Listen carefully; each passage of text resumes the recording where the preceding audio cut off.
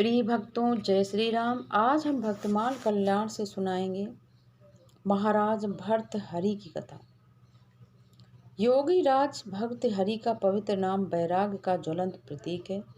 वे त्याग, वैराग और तप के प्रतिनिधि थे। हिमालय से कन्याकुमारी तक उनकी गाथाएं गाई जाती हैं। ये योगियों और वैरागियों के भी वैरागी थे। महाराज भर्तहरि निसंदेह विक्रम की पहली सदी में उपस्थित थे। उज्जैन के राजा थे।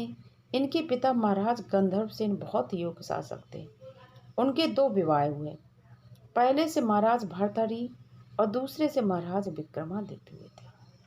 पिता की मृत्यु के बाद भर्तहरि ने राजकार्य संभाला।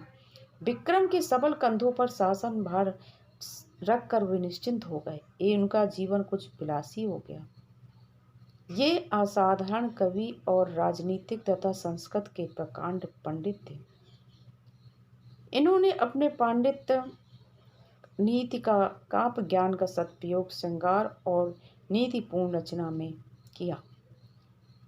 विक्रमादित्य ने उनकी विलासी मनोवृत्ति के प्रति विद्रोह किया।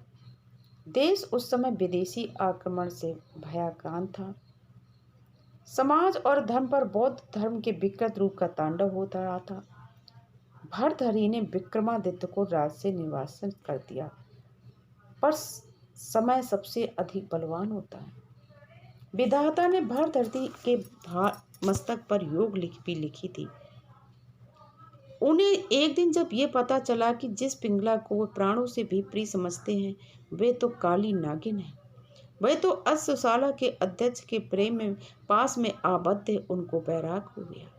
जिस रानी को, अपनी रानी को वो प्राणों से प्रिय चाहते थे, वे दूसरे पर पुरुष के पास जाए वे कैसे सहन कर सकते थे। वे असार संसार का त्याग करके राजमहल से बाहर निकल पड़े। उन्हें विश्वास हो गया कि विषय भोग में रोग का भय है, कुल में गिरने का भय है, धन में राज्य का, शास्त्र में विवाद का, गुण में दुर्जन का, शरीर में मृत्यु का भय है। ये संसार की सभी वस्तुएं भयावह हैं, केवल वैराग ही अभय है। उनके श्रृंगार और नीतिपरक जीवन में वैराग का समावेश हो गया। उनके अधरों पर शिव नामामृत तरंगड़ी का नृत्य होने लगा। तृष्णा और वासना ने त्याग और तपस्या की विशेषता सिद्ध की। उन्होंने अपने आत्मा में परमात्मा की व्याप्ति पाई। उन्होंने अपने आप को धिक्कारा कि विषयों को हमने नहीं भोगा है, उन्होंने हमें ही भोग डाला है। हमने तप नहीं किया, तपों ने हमको ही तपा डाला है। काल का अंत नहीं हुआ, उसी ने हमारा अंत कर डाला है। राजा भर्तहरि कहते हैं, हम जीर्ण हो चले पर तृष्णा का अभाव नहीं हुआ। उनका जीवन साधनमय और ज्ञानपूर्ण हो उठा। उन्होंने शिव तत्व की प्राप्ति की। ज्ञानोदय ने शिव के रूप में उन्हें शांति का अधिकारी बनाया। संसार के अधिक आघात प्रतिघात से दूर रहकर उन्होंने ब्रह्मा के शिव रूप की साधना की और वैराग का अद्भुत सागर उड़ेल कर आध्यात्मिक चेतना को नया जीवन दिया। उन्होंने दसों दिशाओं और तीनों कालों में परिपूर्ण अनन्य चैतन्य स्वरूप अनुभवगम शांत और तेजो ब्रह्म की उपासना ही की। महादेव ही उनके एकमात्र देव थे।